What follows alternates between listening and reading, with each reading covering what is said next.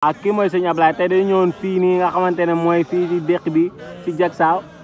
tey ñu dalaloon ko tey di ko laaj yow tey nan nga gisee déq bi fii ci tool Mame Maodo bi. waaw sëñ Babacar Sy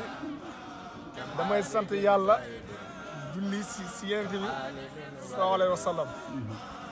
di nuyu sama sëriñ sëñ Ibrahima Ndiaye di jël nuyoo bi mu tegal ma ci kilifa yi nekk ci xadara bi mu jot leen déq bi nu ngi ko gisee macha allah am nañ ci yaakaar lu fi waay liggéey yàlla din ko barkeel te góor gi mooy kan am Abdou Aziz Dabakh Malick radiyallahu taala góor gi yàlla ñu ko yàlla fa yàlla tax si barkeem yàlla yokk leeram tool yi gis ngeen de lu fi waay liggéey gis ko ndax maam Seydi Hadji Malick sa gopp bi fii nga xaroo sa jàngu bi lii nga saxal ba ñëpp risal kulla ilmin